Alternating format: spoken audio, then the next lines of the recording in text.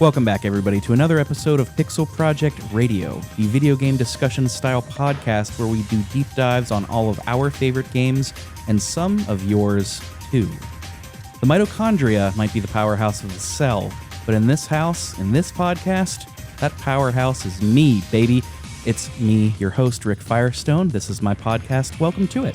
If you're a new listener, welcome. We hope you enjoy the show. If you're a returning listener, we're glad that you're here. Quick plug, as I am always want to do, stick around to the end of the episode to hear all about where you can find us on social media, as well as our guest on social media. And enough dancing around that, I do have a guest today. I have a terrific guest, a first-timer on the show, and somebody that doesn't so much rival me in the smoothness of his voice, so much as he does outclass me in the smoothness of his voice. Please welcome from the Retro Wildlands, Frank, better known as Nomad from the Retro Wildlands Podcast. Nomad, dude, thank you for joining me today. It's a pleasure to have you. Rick, it is my absolute pleasure to be here, and I have to say, I am floored by your flattery.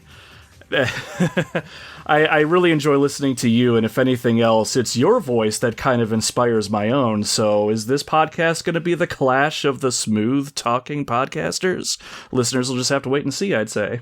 Are we going to lead off with some NPR impressions? Because let me give it a shot. This week on the show, we bring you a story taking place in New York. Ira Glass here, and this is all about a little game called Parasite Eve. How was that? What do you think? Decent, but let's try this then. Join me on a journey into the cellular structure that is Parasite Eve. This is Nomad, coming to you live from pixelprojectradio. I bow to you, sir. Can you hear the applause happening now and not edited in? Perfect. It's music to my ears. So as we ridiculously just introduced, we are talking about Square's cinematic JRPG Parasite Eve. And this was actually a pick by you, Nomad. You suggested doing this on the show. I have a running list that I keep that I give to folks that are interested that want to come on with just tons of lists of games that I would like to do. And you saw Parasite Eve and you said, hey, let's do that. And I had never played it before. And I don't want to spoil my opinion too soon, but I am so glad you picked this game. It's so good.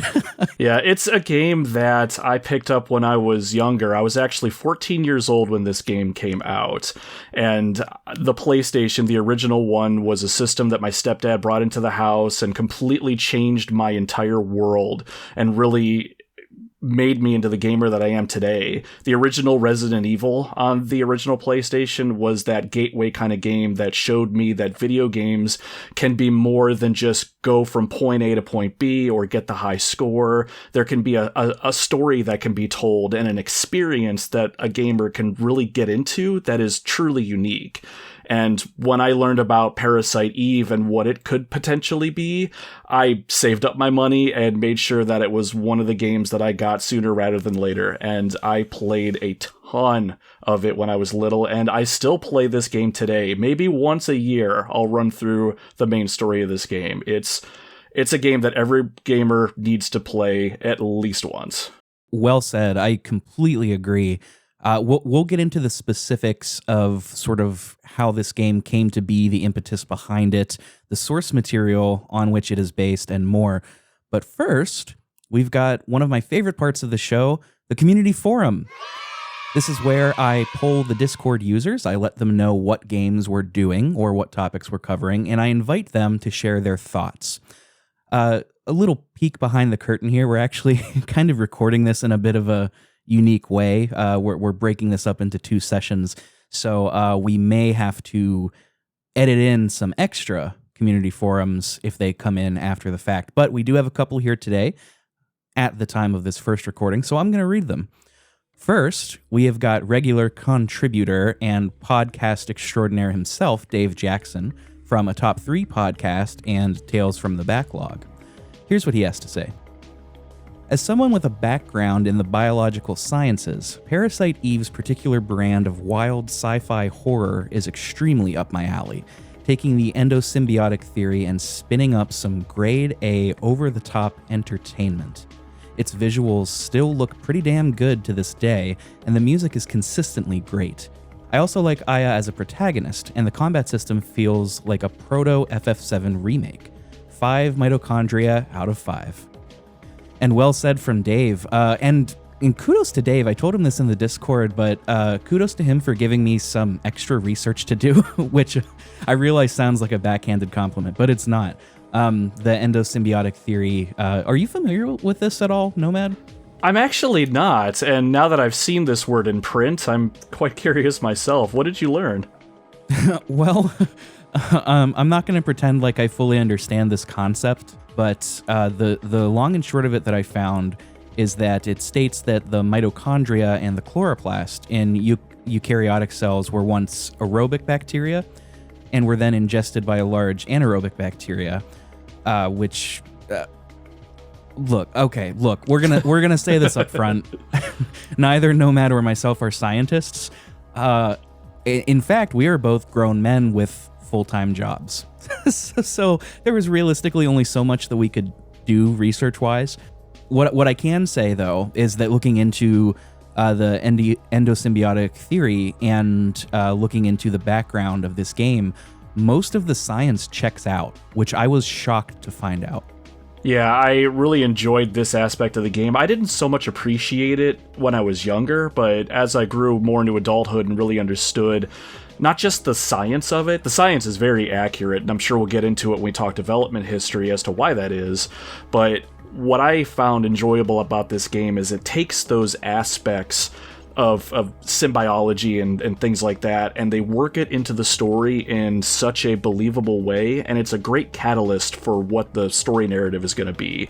And of the things in this world that go together, I never would imagine those two types of things would mesh to make a game as good as this is. Yeah, I agree completely. Since we will talk about that, I'm just going to read this last one so we can move on. Thank you, Dave. And thank you to the next contributor, Backlog Adam, from The Good, the Bad, and the Backlog.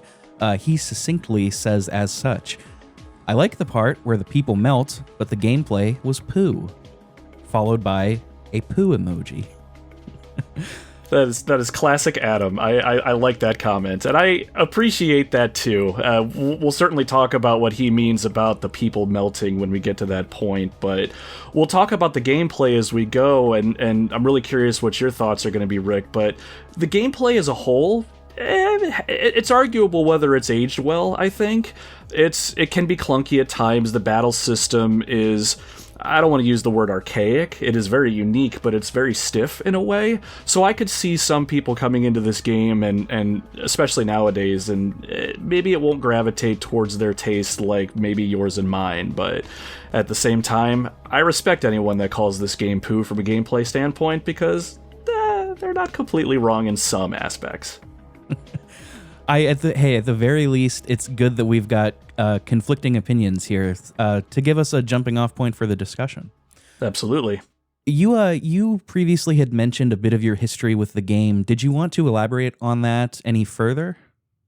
There's really not much more to tell other than just how much time I put into this game.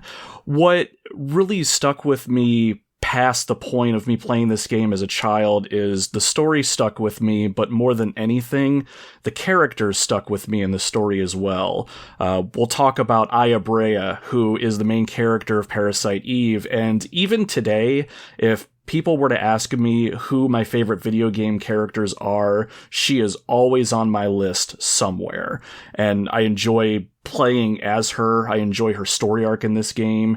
And it's one of these games and experiences, even after I've moved out and I've become married and have a house and a busy schedule, I always come back to this game. And I'll never forget how this game made me feel when I was a kid. So yeah, that's really the long and the short of it. And I'm excited to talk about this game with you because I want everybody to know how this game makes us feel.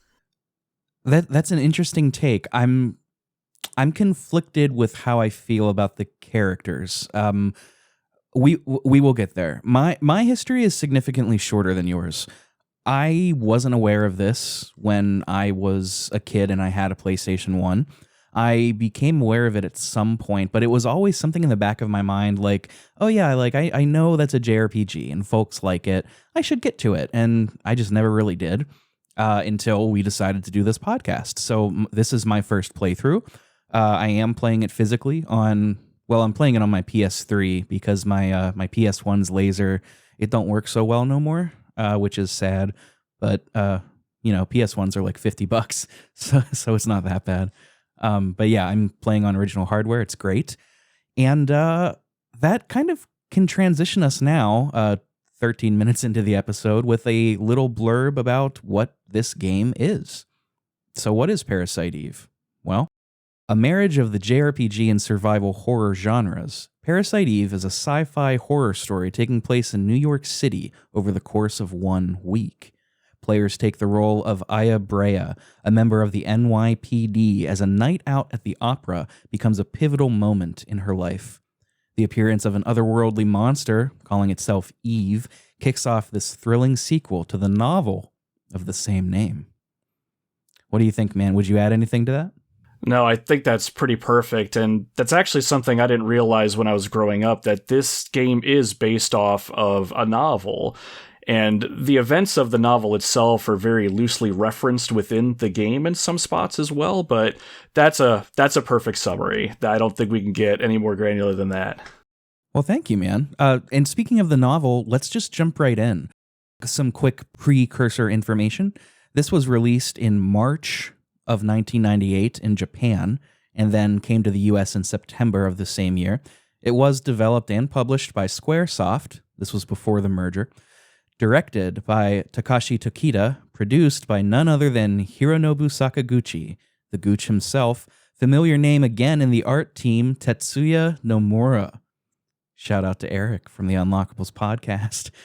And since we're talking about visuals, we also have to shout out the CG artists behind this, or at least two of the primary ones, Steve Gray and Darnell Williams.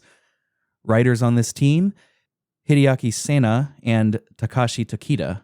Composer, Yoko Shimamura. So we had both mentioned at this point that this was based on a novel. That came out in 1995. It is also called Parasite Eve, and it was written by Hideaki Sena, which is his pen name. It's his real name is Hideaki Suzuki, as far as I can tell. And something that I learned literally just today, he's an actual pharmacologist, like a real scientist.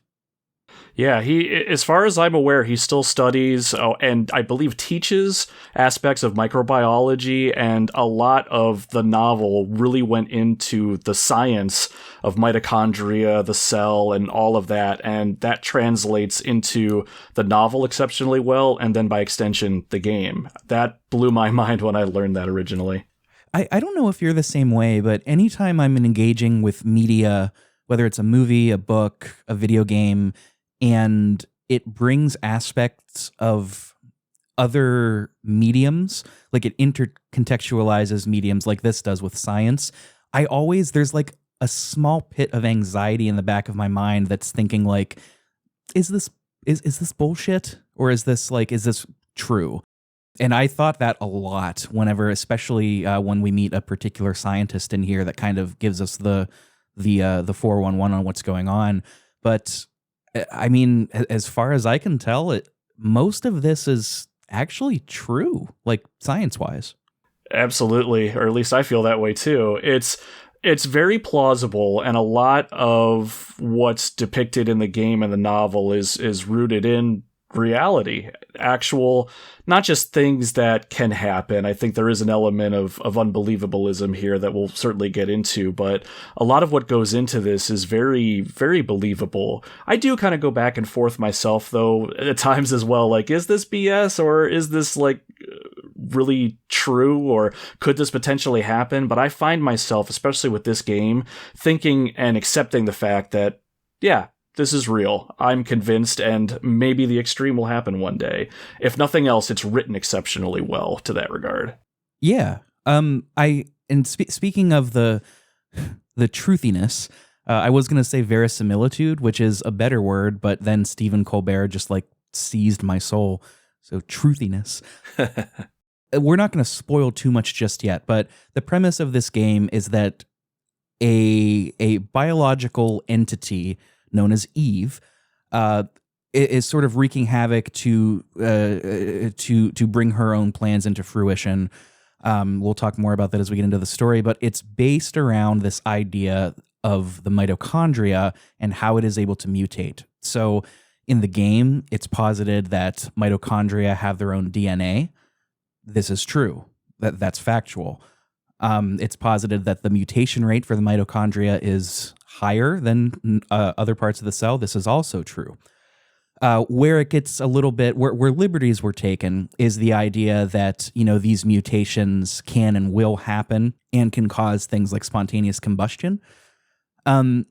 Those, from a practical standpoint, likely would not happen. It would need to, such specific instances would need to occur that the probability is highly unlikely. But it is based in fact, and that is wild to me. That's so cool. That's so cool that a pharmacologist was able to put out this piece of fiction that utilizes his own training and created a compelling sci-fi story. It's incredible. I love it. That's what makes this game so enjoyable, if at least from my perspective too. It's the more layers you pull back from the game to its conception, to the novel, to the man behind the words, and then the science that kind of overlays everything there. This game just continues to fascinate. It boggles my mind. You can see it. Our listeners cannot, but my smile is ear to ear. I love talking about this. You had mentioned that it was this game is a sequel to the novel.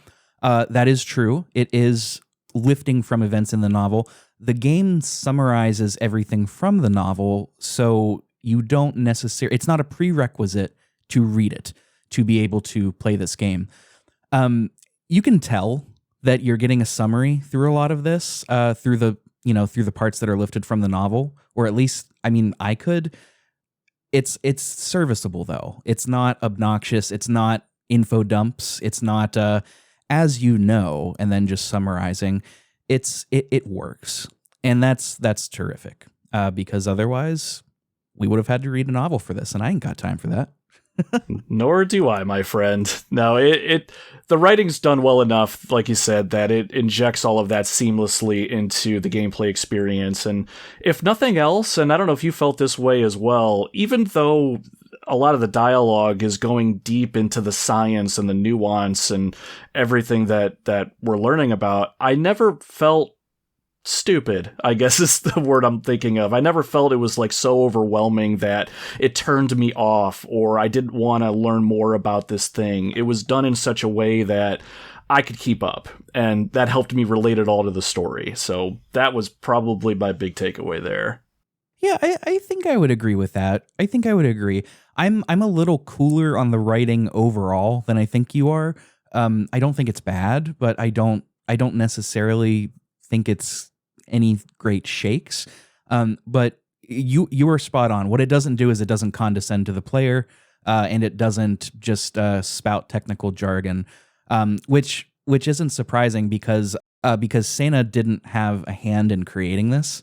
His publicist helped out, like communication with Square and such, but he didn't see the draft until it was finished. So, probably contributed to the lack of technical jargon.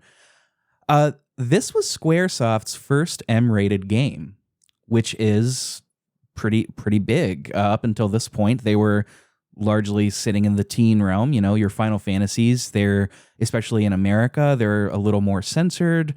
Even in the Japanese original releases, they kind of adjacently dealt with these heavy topics, see our Final Fantasy VI retrospective, but this is M-rated, and they went all out when it came to the body horror, when it came to talking about sperm a lot for some reason, which we'll get to in the plot. It's great. It's great. And this was the first major dev collaboration between the American team and the Japanese team of Squaresoft, which is important because this game was switched to be from to be set in Tokyo to NYC at the Gooch's request. So the American team had a lot of input. Yeah, it's funny you bring up sperm. There's a lot of sperm in this game. And when I think about it, in all seriousness, though, when I think about the subject matter, that M rating and all of that, I maybe shouldn't have played this game when I was younger. I mean, the subject matter certainly wasn't lost on me, but it was a far departure from games that I was used to. Final Fantasy VII was arguably my first actual RPG where I understood what was going on and how to create characters and things like that. And while there was some serious subject matter in that particular game, that was about the bar for me. This rocked my world with the different body horror and things that you'd see, as you mentioned. So that kind of stuck with me. But speaking of them bringing this over to New York and the American team having so much input, we'll get into it later, I'm sure, but that's something, even as a child and now as an adult, that I really appreciate about this game is the setting. It's all real world. The environments that you go through in this game are actual locations, and I've been to some of them as well, which is amazing to think about, that we'll be running around in the game in Central Park at one point, and I was there when I was younger, and it was just the idea that this setting is somewhere that I have been before or others have been and seen. It really created a unique connection for me as a player. Absolutely. And I'm sure folks playing it contemporarily at the time felt the same way. That's getting more common in media, but it's still, it's still not present for a lot of folks. Like, the first time that I saw my area of the world emulated in a video game in a way that wasn't Fallout's The Pit was Night in the Woods, which is an incredibly special game to me. But we so often we'll see stuff like Fallout's The Pit or Pittsburgh depicted in The Last of Us, where it's just a post-apocalyptic, and that's fine. That's really cool. But it's also really cool to see, like you said, hey, this is Central Park. Like, I've been here before. Or like in the beginning at Carnegie Hall, like, I have literally been here before. This is real. It's great. It's really cool. Yeah, not very many games, I think, then, and maybe even some now, can recreate an experience quite like this. Here.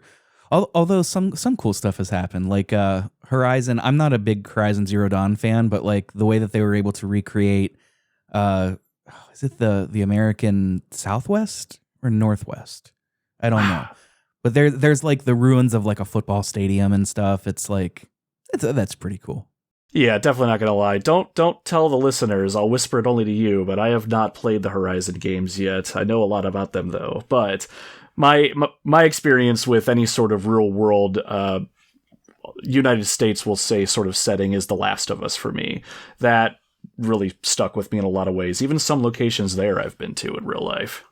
Well, I'll whisper this to you. Don't tell the members of our Discord, but you're not missing a ton by not playing Horizon. IMO. Just a couple more points to get off of the development here. This game took roughly 2 years to develop. It was originally considered, well, let me rephrase that. The concept of a New York-based mystery with a detective team was originally considered as a concept for Final Fantasy VII, sort of like Xenogears. But that's not to say that it almost was FF7. It was not. They just they abandoned this particular concept for FF7 and did their own thing with it. I will say, even though this could have been Final Fantasy VII, I would have loved Cloud Strife and Barrett Wallace's detective adventures. I'll just throw that out there. Especially OG FF7 Barrett. Yeah, I could see that. It'd make a great buddy cop duo. Absolutely. We'll get into the characters a little bit as we get into the story. So let's talk gameplay, like how this is in the hands. This, to me, and I think this is not an original take. I think everybody has said or thought this. This is a marriage of Final Fantasy and Resident Evil. This is JRPG DNA mixed. I didn't mean that pun. JRPG DNA mixed with survival horror DNA. And full disclosure, I'm not super well versed in survival horror, but to my eye, this is more successful than not. What do you think? It's interesting. Sticking with the term survival horror, I kind of go back and forth whether I would consider this game a marriage. Well, I agree with the marriage of Resident Evil and Final Fantasy. There's definitely certain elements for both of these style games that are present within Parasite Eve. Survival horror to me, I don't consider myself an expert by any stretch of the imagination, but it is one of my favorite video game genres. I play as many as I can get my hands on. There's certain things that a survival horror requires, in my mind, that Parasite Eve does have little bits of. Limited resources, inventory management, a potentially overwhelming superior force, and your abilities are very limited. You yourself are frail. So a lot of that is there, but I tend to... Anytime I think about Parasite Eve, while it has a lot of elements of other games, it continues to be a unique sort of game in my mind, borrowing bits and pieces from everywhere, but the whole it makes up, I have a hard time classifying it, really. Yeah, that's really well said. That's a good point. You mentioned the like frailty of the characters and such as being sort of a nod to things like Resident Evil. That is very true. And the inventory system. Oh my goodness. As somebody, I have never played a Resident Evil game. I'm playing my first one for October for the show. So this was one of my first encounters with like inventory management. And it was a thorn in my heel for a little bit for the first hour, 2 hours. If you're not familiar, what this essentially means is, you've got a limited inventory. I think is it 20 or 21 slots? Somewhere around there. Yeah. But unlike Final Fantasy, if you've got 3 health ups, 3 potions as it were, those take up 3 individual slots, not just 1 slot x3. It's 3 slots. So very frequently you might talk to somebody that wants to give you something or open a chest and it will just say your inventory is full. So you've got to handle that. You've got to use a consumable, drop something, discard something, etc. It adds a layer of thinking. You gotta think about it. You can't just go around and do the classic JRPG thing that every JRPG player does and just collect, and hoard all your mega elixirs. You've got to be mindful of that. But at the same time, it lifts JRPG elements wherein you are frail, you are a normal human for the most part, but you do develop supernatural powers. And you are, quote unquote, the special one in many ways. So it's a really cool marriage. I don't know. Maybe marriage is a strong term, but it does incorporate elements. It fuses the nuclei of these elements together in a way it's pretty cool. If nothing else, it's really cool. Absolutely. I am excited to hear you say, Rick, that you're going to be venturing into the Resident Evil sphere here relatively soon. And all I will say, if nothing else, just to put upon a little bit of what you said, if you thought the item management in this game was kind of, just wait. Just you wait. Oh boy.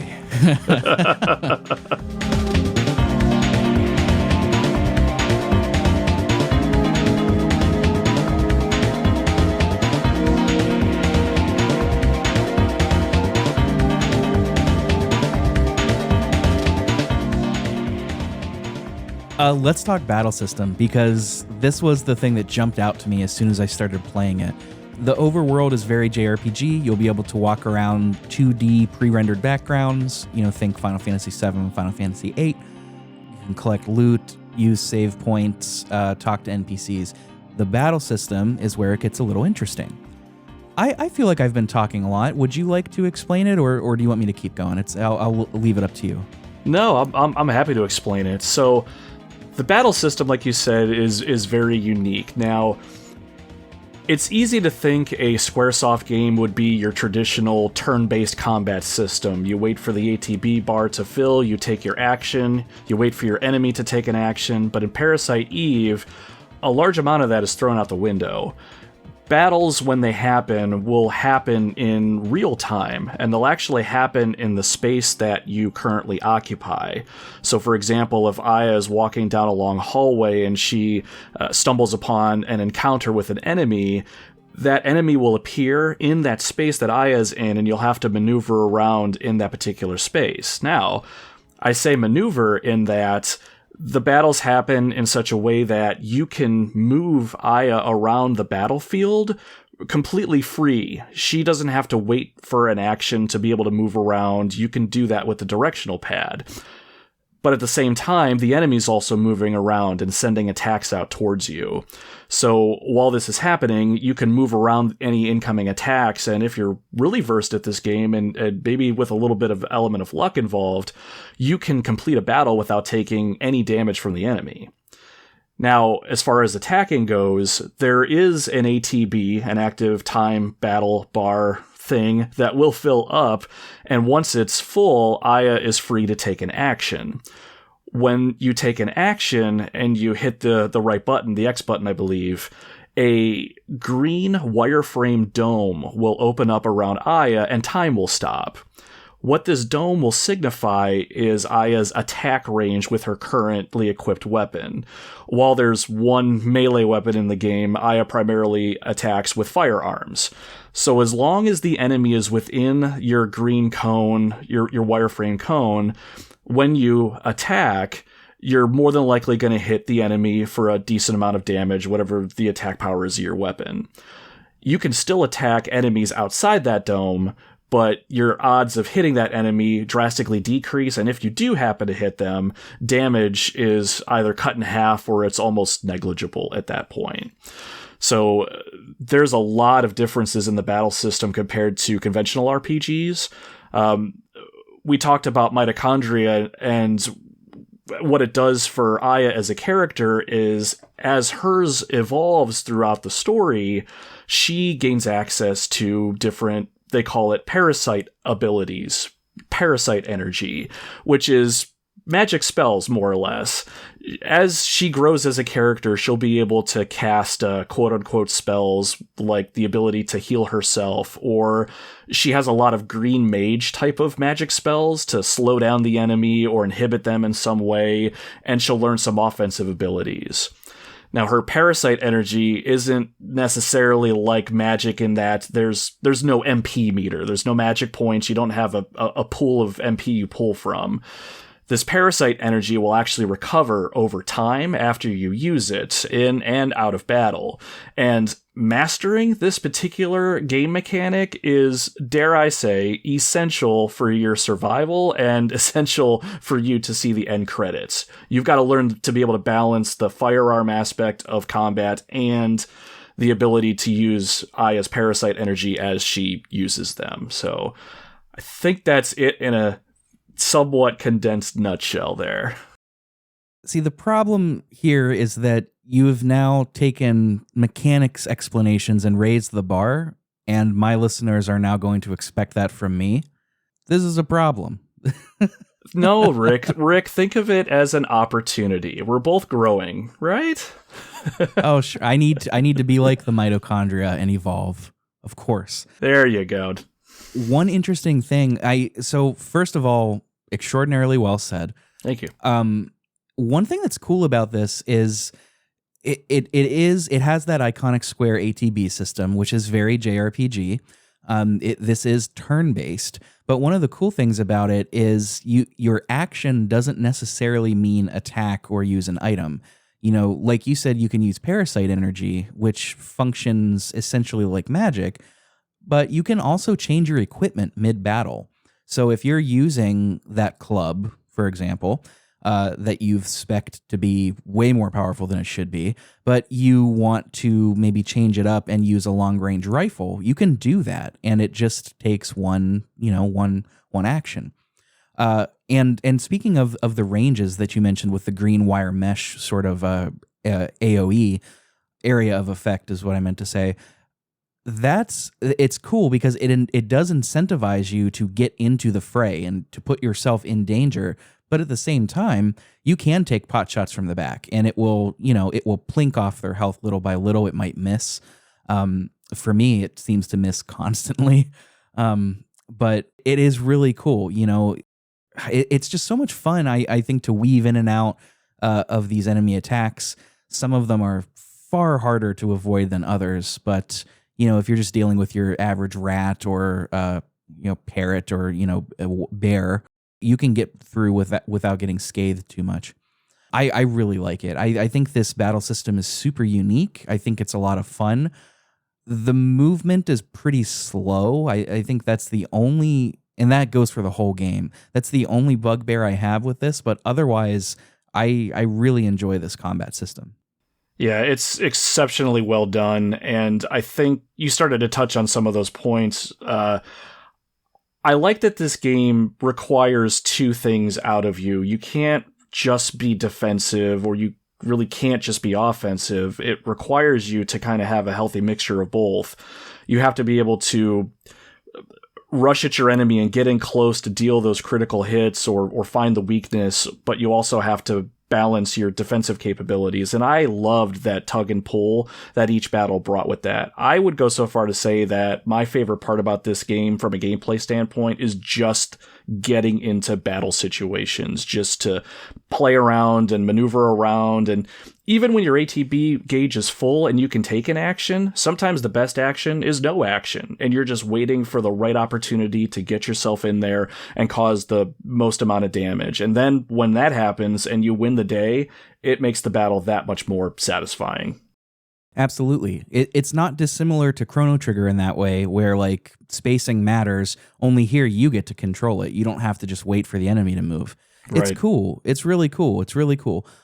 And yeah, using, like you said, using your parasite energy and your parasite abilities is paramount to surviving.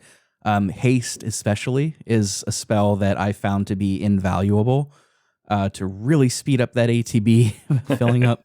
And it makes Aya run a lot faster as well. She, for a nimble mid-20-year-old woman, runs exceptionally slow, but once you put haste on her, it feels a lot better, almost like it should have been originally.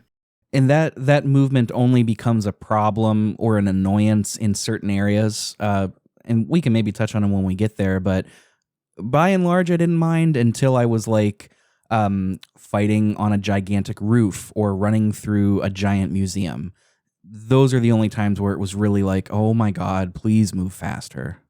Oh yeah, just thinking about those places is giving me a little anxiety.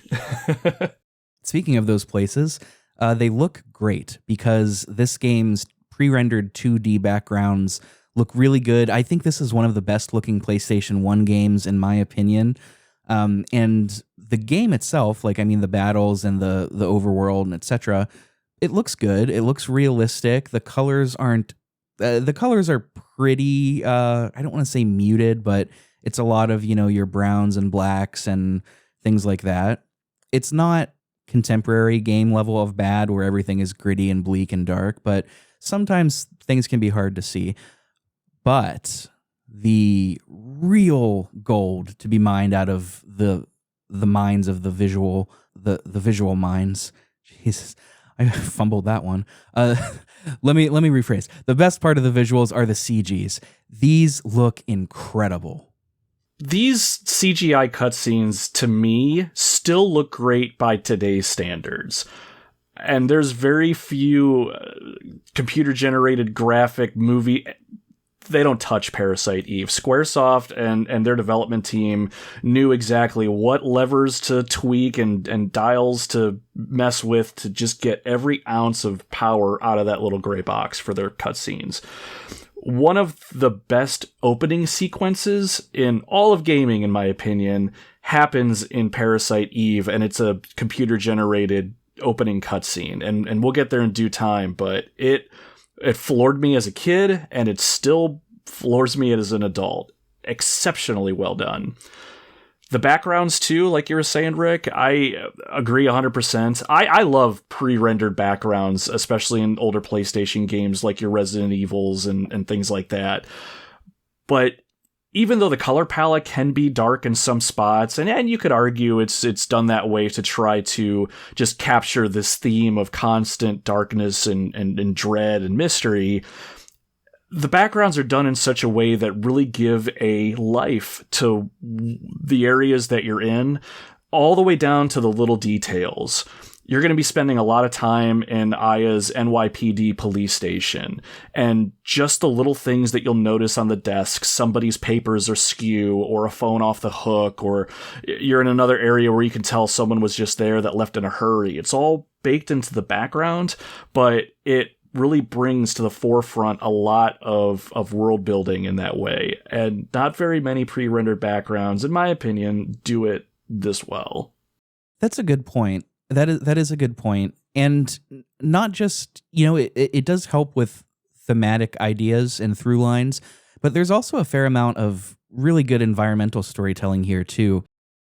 I'm gonna save it. All I want to say though is I'm putting a pin in the idea of a parrot, and it's one of my favorite scenes in the opening of the opening hours of the game. But I'll just save it to when we get there in the story. This game doesn't just look good, though. It sounds good, because we've got one of my favorite video game composers, Yoko Shimomura, the GOAT. If you don't know her, first of all, you should, but maybe her most famous work today is Kingdom Hearts. She is the composer behind that. Kingdom Hearts 1 to this day is one of my all-time favorite OSTs. Partly because of nostalgia, partly because there's a great classical saxophone theme. But, I mean, Shimomura is just amazing. She did Super Mario RPG as well. We're going to hear more of her with that remake coming out. And when I first heard this, well, first of all, I wasn't expecting this soundtrack to be what it is. When I first heard it, the first thing that came into my mind, and I wrote DNA in my notes because Parasite Eve, so I'm going to try and use some different verbiage here so as to not wear out the puns. But this is like a gumbo featuring Twin Peaks, 90s Squaresoft, and then that special secret sauce that is Shimomura, that little shimmer that you can just tell she is the composer of this. It's difficult for me to put it into concrete terms, partly because I haven't thought about it too much, but also because it's one of those things where it's like you hear it and you can tell it is her style. It just sounds so similar to her. I love this soundtrack. It is spectacularly good. They took advantage of the power that the PlayStation could utilize, what with the internals, but also the disc system as opposed to carts. And she just knocked it out of the park. Are you as hot on this as I am? Extremely. I love listening to video game soundtracks just in general, especially when I work from home. It's the best kind of background music. I still listen to this soundtrack very frequently. There is not a single track in this game that I dislike, and you're right, there is just something about Yoko Shimomura's style that is just it's special. And what she did with this soundtrack specifically is really, there's nothing like it that I can compare it to. A lot of the sounds that she made are very, I think she was quoted as saying inorganic and experimental, that kind of sound. It's a cross between techno and opera vocalizations, and for those that have not heard this soundtrack, that sounds crazy, just saying that those two things are paired together that make the soundtrack. But if you have never listened to this soundtrack, I, as Rick's guest, give you permission to pause this podcast and go listen to the soundtrack. It is that good. I'm sure I have inserted it into the show. If I haven't already, I'm about to.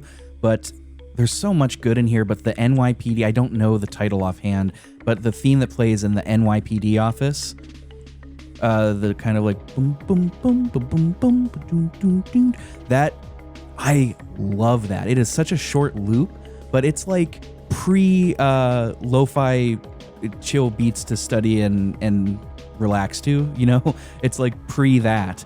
It's so good. It's got that Twin Peaks, I always forget his name, Angelo Badaglieri, the Twin Peaks composer that passed away recently, R.I.P.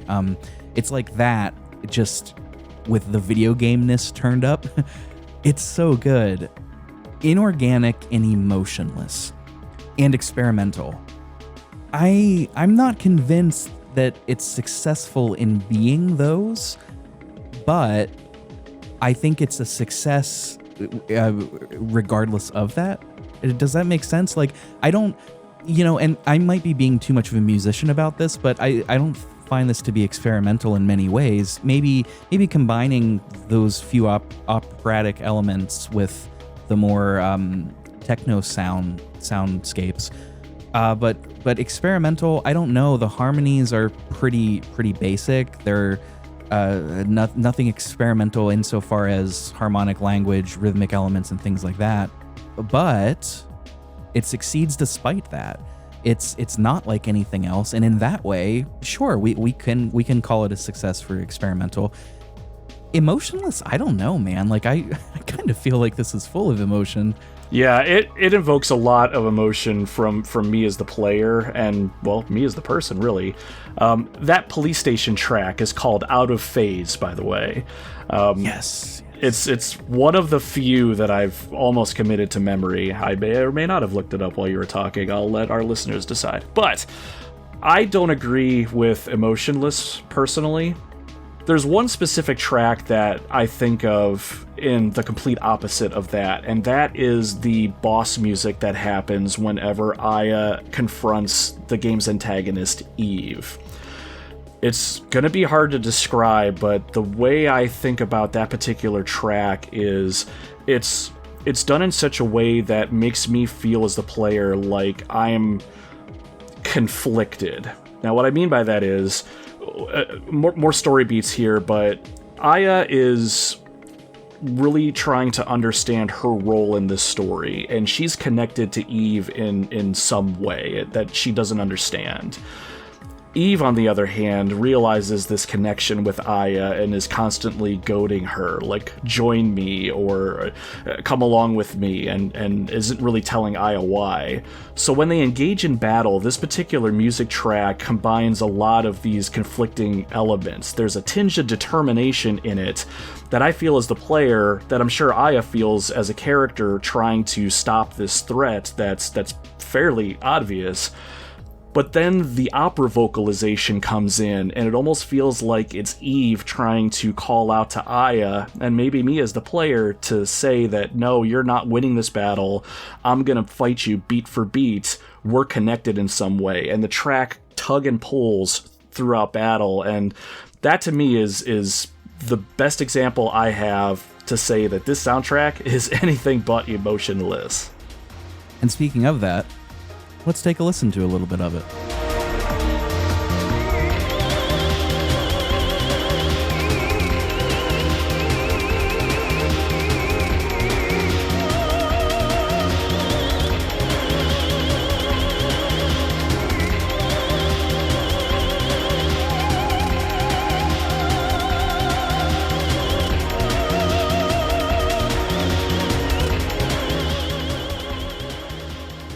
Reception-wise, this, it did okay. It got generally favorable reviews. It got a lot of 6 out of 10, 7 out of 10s. It wasn't a smash hit like Final Fantasy VII was, but it did become a cult classic among fans of the genre pretty quickly. And to this day, I mean, I didn't check sales numbers anytime recently, but last I did check, it was over 1 million in Japan. It was approaching that in the States. I wouldn't be surprised if it passed that at this point. That doesn't make sense because it's not in production, I guess. But like thinking of downloads, things like that. Yeah, cult classic. It's it's beloved by fans of the genre, especially JRPGs, I think. And it's just a great game. And on that note, any final thoughts before we jump into this story? It may not have been so critically received for a couple different reasons, but I completely understand why this game became a cult classic. So really, my final, segue is, let's find out why. Perfect. I love it. Okay. We're getting a call. We've got to head into the station. So let's go, and let's dive into the world and the story over 7 days of Parasite Eve.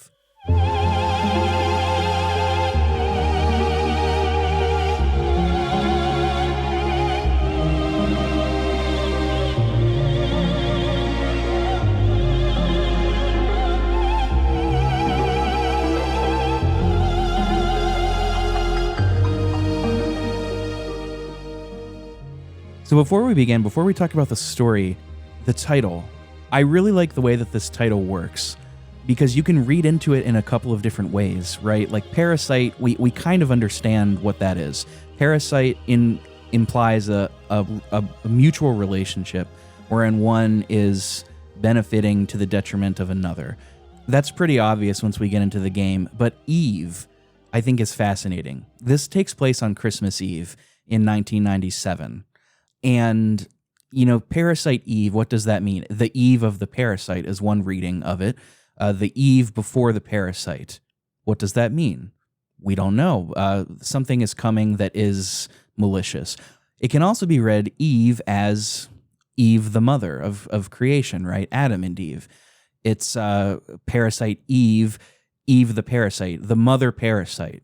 What could that mean? Well, that's more of the notion that this game goes in, I think. And I don't know. I love the way that they worded the title. I'm sure that's more to Senna's credit than, Square's credit since he wrote the novel.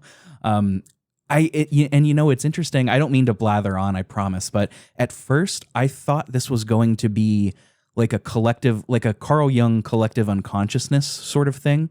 Where humanity all shares this collective unconscious. We are not, we do not choose to, it just is. It is inherent in our species, and we all succumb to it with our desires and instincts. And it's adjacent to that. It's a more biological approach dealing with biological creation, right? Like whereas the collective unconsciousness is metaphysical is not the right word, psychological. This is a collectivism that is biological, and it works. It works really well. It works with the themes. It works with the title. And I'm talking entirely too much, so let's start. Opening cinematic, Christmas of 1997. We are seeing a snowy NYC, and we pan by the Statue of Liberty with some kind of cool, kind of cheesy foreshadowing. It appears to be crying. And we are introduced right away to our protagonist. We see a man and a woman get out of a limo. They're going to the opera. And this is our main character, Aya Brea. What a name. She was actually named after Sakaguchi's daughter, from what I could tell, Aya. She is a member of the NYPD. The date, he's just a dude. He doesn't really matter. He runs at the first sign of trouble. She's a little hesitant, but they go inside. They go to the opera. Yeah, it was always one of my favorite beginnings of a game. It's very chill, very nonchalant. Aya's date is kind of a douche, and you can tell that she really doesn't want to be there, but she feels compelled to continue on. And I felt that way as a player as well. It's like, all right, we're here. We know something's going on. Let's continue on. I also did like the very small touch in the beginning here that you're able to name Aya a different first name if you so choose, which I thought that was classic Squaresoft Final Fantasy, at least, where I used to name Final Fantasy characters after all of my friends when I first played through. I don't know if you did anything crazy like that, but... No, I was a purist. I did read I don't remember if it was a tweet or like a Reddit post where somebody said that they used to do that. And when they first played Final Fantasy VII back in the day, they named their main character after their boyfriend, Zack. And then once in-game Zack got introduced, it became an incomprehensible mess. Oh, boy. Also, before we jump right back on track, fun fact, they're going into Carnegie Hall for this opera. I've played there. I've played at Carnegie Hall. No kidding. Yeah, I'm curious. Is the interior depicted well in the game versus real life, in your opinion? This was back in 2011 when I performed there, but as far as I can tell, yeah. Nice. Yeah, it is an immaculately beautiful hall. So you go in and you start the opera. I mean, the opera is going off without a hitch. Your heroine is singing. The spotlight is sort of on her, and she meets eyes with Aya, and there is a flash of green. And this is immediately where I started thinking about the title. Why is Aya drawn to this opera? Why she doesn't know that she doesn't really want to be here, but she is. She's drawn there. She's drawn to the mother, Eve, right? And then that flash happens, and this is where things turn. The performer grins almost maliciously And out of nowhere, the whole cast just spontaneously combusts. The theater is on fire. People in the audience have caught fire. Somebody jumps from the balcony only to miss Aya by mere inches as she jumps out of the way. And all the while, under a fiery arch, this heroine is still singing. It's like she is introducing us. She is emblazoned under this portal to this new hell that is introduced here. Spectacular. Yeah, and like I said before, it is by far one of my favorite openings in a video game still to this day, and I think one of the best visually depicted. You know, going into this game, maybe what it's going to be about, or that you're going after an enemy of some sort, sure, but the game wastes no time going from 0 to 11 and seeing everything happening around you. It's one thing to see a visually spectacular set piece, but it's another to see a set piece and truly not understand really what it is you're seeing. And I remember as a child just seeing this scene, and it's like the idea of spontaneous combustion meant nothing to me. It's just people are bursting into flames, but it's just like, why is this happening? What's going on? Aya, my character, almost dies within the first couple minutes of a body almost falling on her. I actually felt my heart race the first time that I watched this scene. It was done so visually well. Especially listeners, too, I encourage you to do your best to take off your 2023 lenses, or, you know, if this podcast is still going in like 2030, you know, insert year here, but put yourself in the shoes of 1998, 1999. Like, this presentation was so new. You know, they didn't have things like The Last of Us. They didn't have things like the spectacle of Final Fantasy 16. Like, this was peak. So you saying that your heart was racing, that your heart was aflutter, absolutely. I mean, I even felt that way, and I'm 30 years old in 2023. It's really well done. Aya's date, the douchey guy that you mentioned, Aya just pushes him out of the way. She's like, "You're useless. Get out of here." And she rushes the stage with her gun, right? Because she is, NYPD. It's this juxtaposition that Sakaguchi and Tetsuya Nomura wanted of sexy and bewitching and strong all in one character. I don't feel like Aya is a particularly good character, but she is those three things at the very least. But she rushes the stage to get a handle on things, and she is spoken to by the actress. "You should be awakening soon. Your cells are trying to communicate. They're calling out." And this begins the first combat section. You talked on that expertly a few minutes ago, so we don't need to necessarily talk about this interaction. But Aya mentions that she feels hot here. Eve says, "The more you use that power, the more you become like me." "Power? What power? Who are you?" she responds. And Eve says, "Eve, I'm surprised you don't know me, Aya. You should know me well." And this is where we get our first flashback. I'm surprised Tetsuya Nomura didn't have a hand in this. We get a flashback of a young girl in a doctor's office. At the time, it's unclear, but it does look like Aya. I knew I was going to do that. I knew it. It only took 62 minutes, but I knew it was coming. But Eve runs off and we pursue her. Yeah, the opening continued to impress me, and while I think Aya may not be the perfect character per se, I will say that in that moment where she shoves her date out of the way, that helped me understand what type of character Aya was, that she was brave, maybe a little brash, but when we're given control of Aya, we don't automatically run to the stage. We as a player have to make that happen.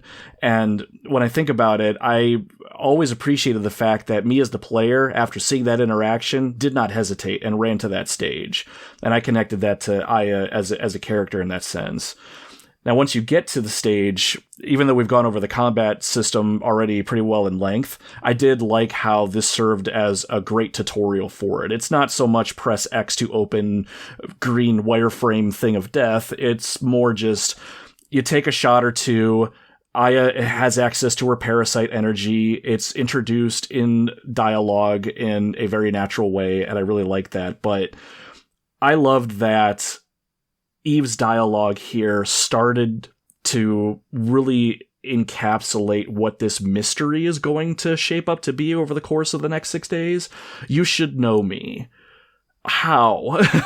So even though that flashback where we see that it looks like Aya's on the hospital table there, and now we're faced with this threat that I should apparently know, I was invested right away. I knew from that moment, I don't care what happens in the rest of the story.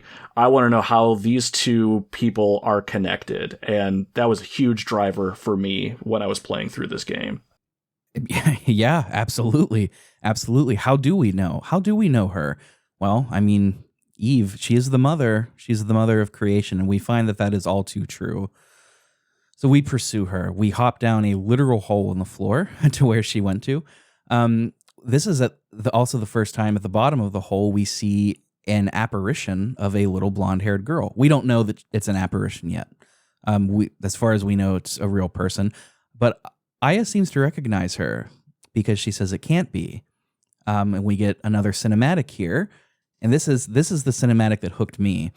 It is well, maybe that's not true, but it is the one that sticks out in my mind. It shows a rat transforming. We zoom into the rat's eye as it gets this crazed look, and then we see the cells begin to mutate. And on the outside, the rat's head sort of splits into two. Its skin begins to blister and parch and fall off. The tail splits. It is grotesque in the best possible sense of the word. It looks so good. It was exceptionally well done. And still, even though we're looking at a game made in the late 90s, the imagery here, sure, it's grotesque, but you can't help but be captivated by it. I don't know what it was. When I played this game when I was little, this scene did not bother me in the slightest. I could see how it may bother some. It is pretty intense for what it is, but I was just hooked. The idea that, okay, now I'm going to be fighting enemies that are mutating around me, and they're potentially going to be made from actual animals, real life things. They're not just going to be Final Fantasy-esque type of characters. This is, again, ingraining me in the reality of this situation. I was, just like you were, Rick, I was hooked at this point. It's like, now I am more invested. I'm going to push us along just a little bit, if that's okay. Sure. So that rat turns into a battle. We don't know what's going on. We just need to find Eve. And this is where we get some environmental storytelling. We see several charred dead bodies all around. We find a diary that clues us into who this actress is. The main actress, who has called herself Eve, she's really Melissa. And Melissa, we read through this diary, she was taking some sort of medication and seemed to have been hooked on it. She desperately wanted the lead in this opera. So she talks about working really hard, taking the medication, and she keeps saying, I feel hot, and which is something that we felt. It comes on that she gets double cast as the lead, which happens all the time in opera. It's not a big deal. She takes more medication because she really needs to be in the best health to do this role. The split lead, I can't remember if she dies or if her apartment burns down or both. Both. Okay. So she's out of the picture. She's still taking this medication. She passes out a lot. It's not looking good for her. So that is who we're chasing. That is this Eve, and we find her pretty quickly. Before we get there, though, I want to unpin the parrot. Unpin the parrot. Everybody's favorite party game. One of my favorite bits of environmental storytelling here is we run into a dressing room, and there are dead bodies everywhere, charred bodies. We run into one and we see a parrot fly out. And the parrot is saying, hot, hot, help, help, things like that. Blew me away, right? I mean, parrots do not comprehend the sounds that they mimic. They mimic phonemes and sounds, phonetic vibrations. So they don't know what they're saying, which makes this so creepy because what they're saying is the last final frantic, instinctual words from these people that are burning alive. That is so grim and creepy. I love it so much. And it's over in an instant. They don't dwell on it, which is chef's kiss. It's perfect. Love it so much. Yeah, done exceptionally well. I remember that room very vividly too, and I believe that's the one where there was a charred body that was kind of hunched over a desk, and if you examine that area, the body will fall off the desk, Aya will shout and jump back, and just that's what connected it with me too with that parrot is it saying hot like that. That person that just fell on the ground, that's how they expired, shouting those words. Creepy. It's so good, dude. We find Melissa Eve, playing a piano in a rehearsal space. Melissa's fighting for control here, but Eve eventually takes over. And she says, nucleic domination has finally come to an end once and for all. And immediately, as she says that, she slams the piano. And this is where she transforms into the famous shot that we see on the front of the cover. I don't know. Can you help me explain this? It's like, she looks like the same person, but with long tendrils. Yeah, the best way I think I can describe her is think of her upper body, maybe elongated in some ways. Her hair is now almost slicked back, spiked out towards the backside of her body. Her arms become elongated, her fingers turn into claws, and then her bottom side, her legs, I don't know if they recede into her or what happens there, but this long, almost sort of raptor claw comes out of her bottom side, out from underneath her dress, and now the way she gets around is she's levitating, more or less, floating around. And it is very clear that whatever is taking her over is not waiting around, it's getting things done right now. It's really cool. It's a really cool design, and it immediately leads into a fight. Another fight with her. It's still pretty low stakes here. You know, you're probably not going to die. Yeah, it's not too bad. And her attack pattern here is like, it's a very obvious, oh, you're shooting lasers from either sides of your hands. I've just got to position myself in the center, which I'll gripe about this just a little bit since we're on this topic. Sometimes when you're in battle, it is kind of hard to gauge Aya's distance between the enemy and some of their attacks. Because I found, and I don't know if you had the same experience, Rick, that I would see Aya on the battlefield, know that I'm going to evade this attack and I'm going to follow up with my own attack, but I still somehow get hit. It's slightly frustrating. Yeah, that happened to me a lot with the monkeys that throw the boomerangs that we encounter at the zoo. So Eve says the day for the mitochondria has arrived, and then we get another flashback with the girl that we've been seeing, the little blonde-haired girl, in the hospital, and now Aya seems to know the doctor in the flashback too. Eve has created another hole in the floor at this point. It seems to be her MO. So we jump down there, and we are at the JRPG staple, the sewers. And this begins one of many instances where we're chasing this blonde-haired girl around.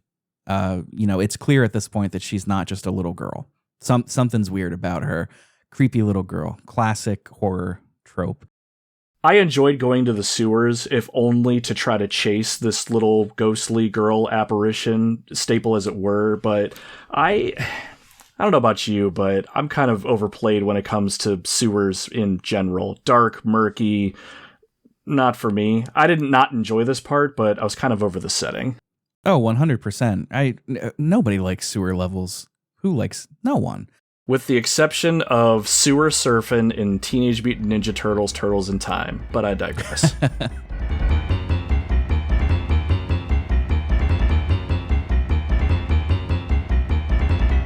So we do eventually run into Eve again.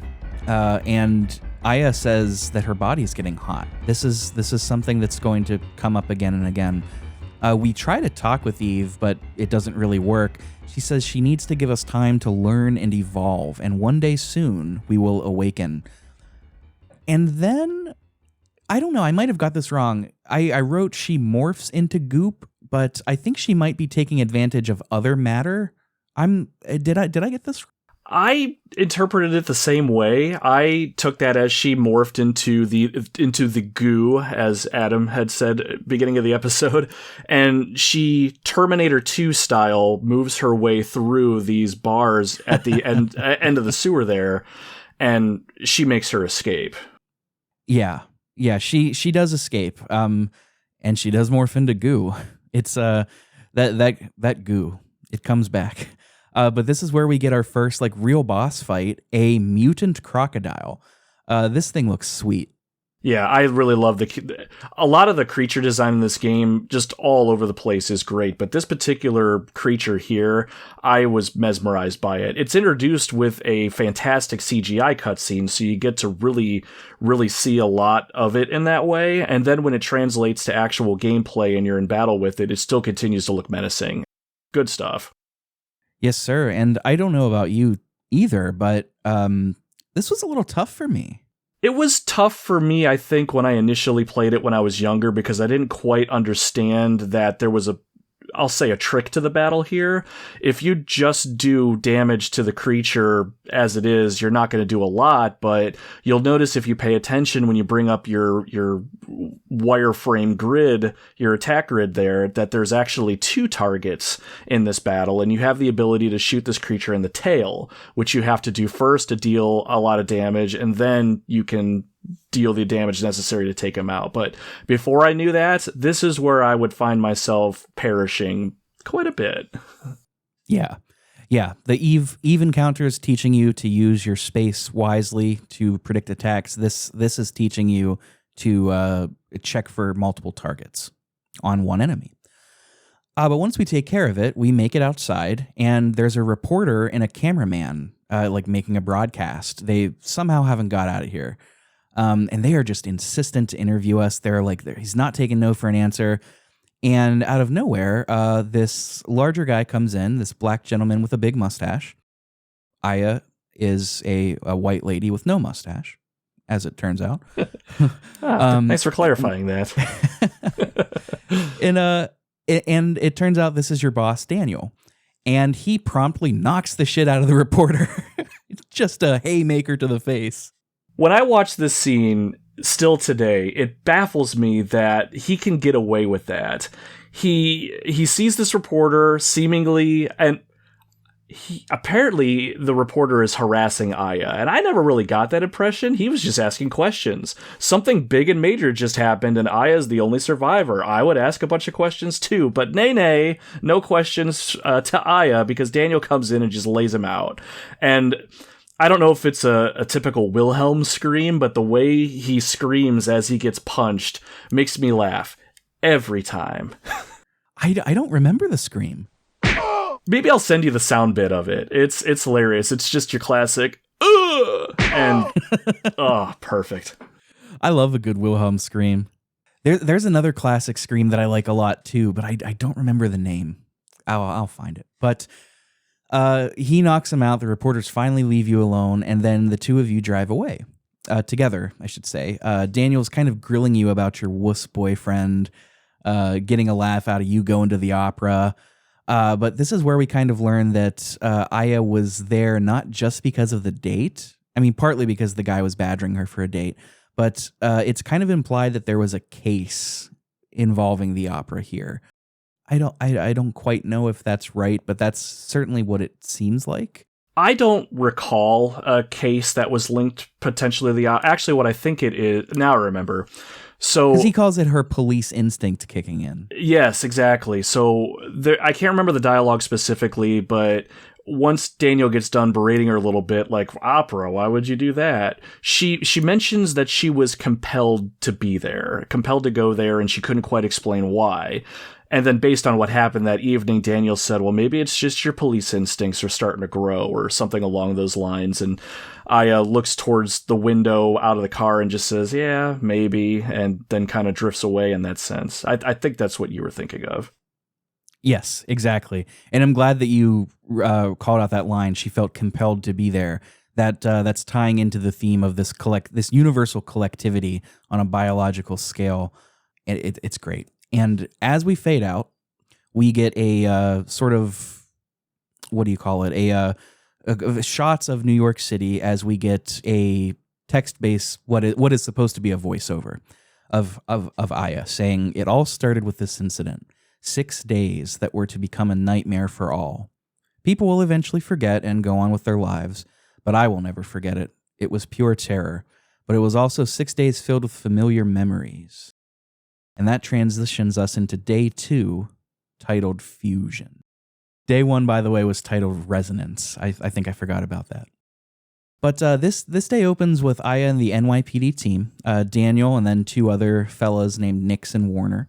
They're just sort of recounting the events. We don't know what happened with Melissa because her apartment burned down in the whole kerfuffle. So what Daniel does is he gives you a mod permit, or maybe it's your boss, Lieutenant Baker, to go down to the weapons storage to mod your guns. This is admittedly not my point. I heard somebody else make this, but it made me say like, oh my God, that's so true. This game handles disaster really well. Like, in any Final Fantasy. I love Final Fantasy IX, but when shit hits the fan in that game, there's always like somebody standing on the streets selling potions, and like there will be fire raining from the heavens, and he'll say like, this is the craziest thing I've ever seen. You better stock up. You don't know if you might need it. And it's like, would you really be there if this were real? This game doesn't do that. Everybody evacuates. Nobody is around. Like, people are taking this seriously. But then, the game is like, well, we can't give you the most powerful guns we have yet. And it's like, that's kind of video gamey, Yeah, even as a youngling when I was playing this game, that really stuck out to me.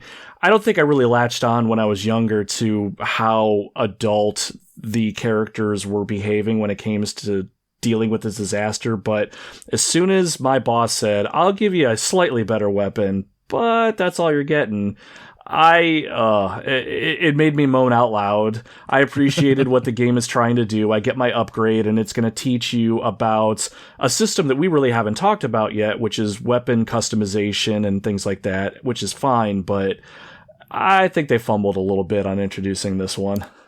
Yeah, it's fine. It is what it is. You go down to the weapons room, you meet Wayne and Torres. They're not critically important. They're kind of like an odd couple. Wayne is a carefree type that loves playing with guns. Torres does not like guns because of a family death at the hands of one. But after dealing with that, you get your weapon upgraded and you go upstairs. This is where you run into a young boy, and his name is Ben. This is Daniel's son. Turns out Daniel has recently divorced his wife and won custody of Ben, but being like the head cop, that's like one step below lieutenant, he doesn't really have time to spend with his son, with Ben. So their relationship is a little strained. Like Ben runs off here a little bit angrily. Daniel's a little bit frustrated. It's cool. I have a soft spot for single dads, like in video games. I think it's really great. Daniel's a good father. He's also your father figure. I mean, I think that's important to say. It's so clear that he loves his son, and he loves Aya in a way too. I like Daniel. Daniel's great. Yeah, Daniel's one of my favorite characters, and when I think of character development and just character beats when it comes to story and all that, Daniel's very high up on my list there. I like that throughout the story we're given a lot of different examples of just how fatherly Daniel is. As soon as his son is in any sort of danger or needs him, he will immediately shirk all authority and make that his priority. And he'll do that with Aya as well. If his partner's in danger or just needs a shoulder to cry on, figuratively speaking, he's immediately that person. And I love that it's almost a switch that he flips. Very straightforward, business-oriented type of guy, but when it comes to family, that's priority. I love that about his character. Yeah, I completely agree. I like seeing men in games, have those kinds of emotions. It's good. It's better than just angry and fight. Yeah, there is much more story to tell and be told by male characters in those particular type of situations, and I like that this game's not afraid to say it. This family situation is not ideal, but the characters find a way to move forward, and it's not just there to make a point or a statement. It fits exceptionally well into the narrative. Absolutely. So we're gonna finish up here. This is about as far as we're gonna get today. I know I said earlier that I was gonna put these into one episode. I think I might just do them in two. You know, it might just be easier that way for me to edit, for you all to listen to, so you don't have like a behemoth, super long episode to listen to. But finishing up here, we are told that the boss man, Baker, Lieutenant Baker, wants to see us. He says that we're having a press conference, and he wants us there, you know, just to recount events. It's going to be on national TV. We've got to explain the severity of the situation while also keeping the public calm, letting them know to get out of here.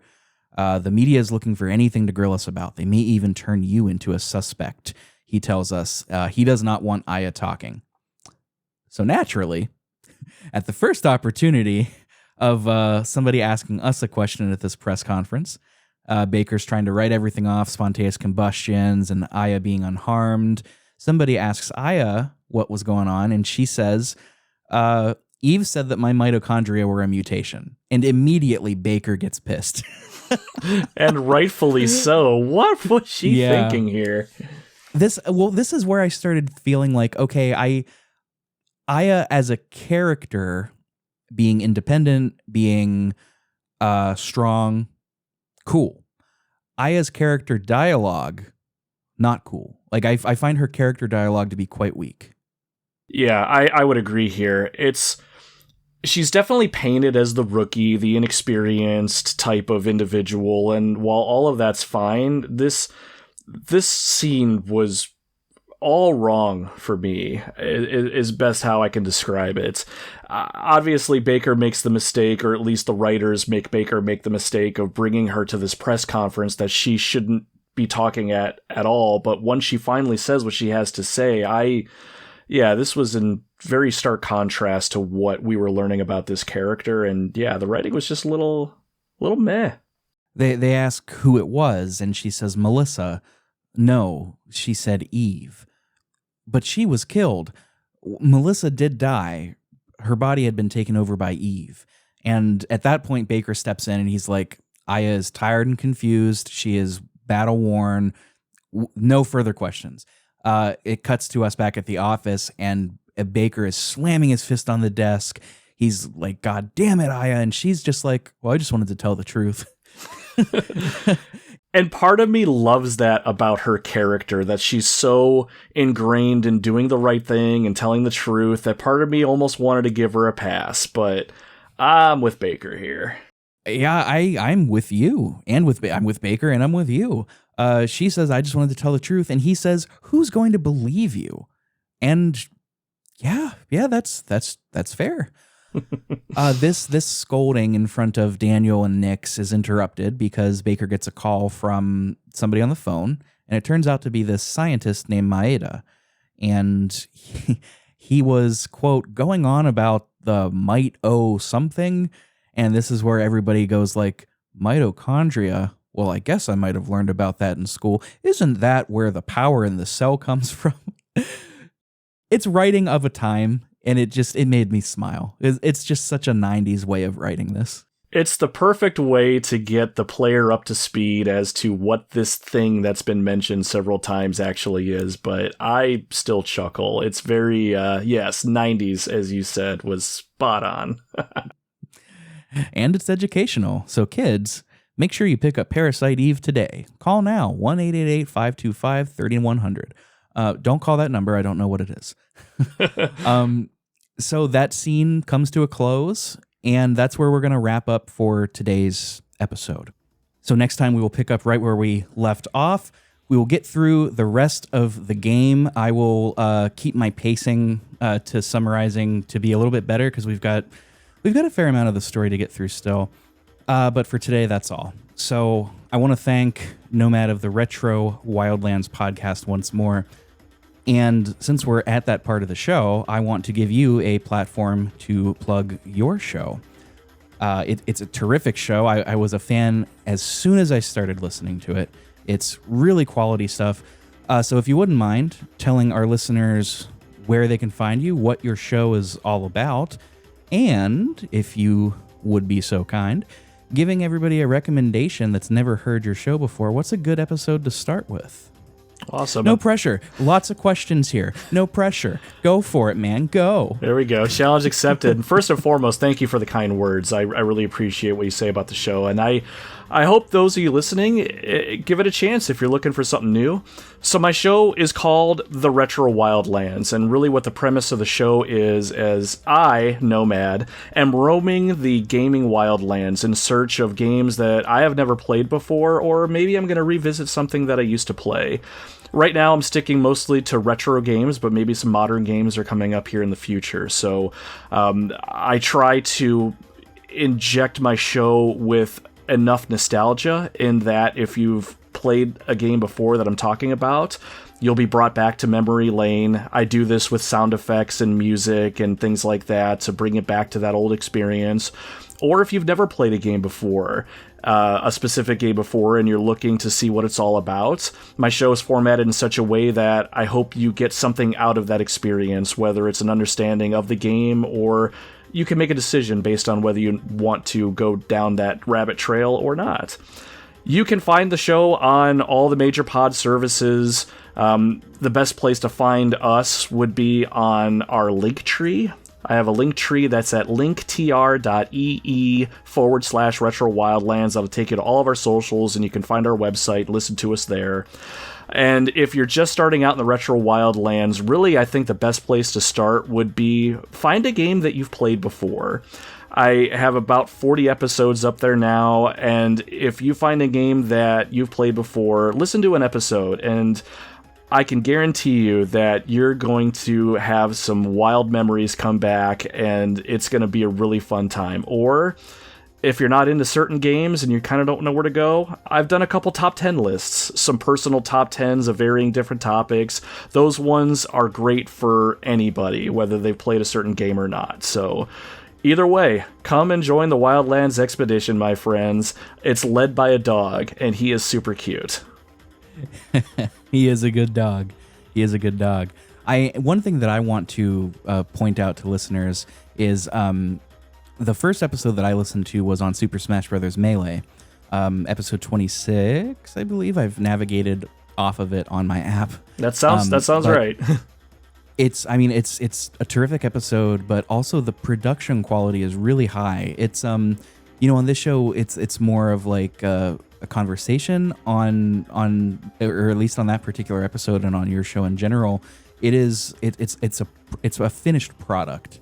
And I don't mean to say that in a way to like degrade my own show, but you take a lot of care to place your music, your sound effects, interludes, things like that, and it's really terrific. Another episode, speaking of your top 10s that you had mentioned, I actually forgot about those for a second, but one that I listened to recently was number 34, the top 10 guilty pleasure video games.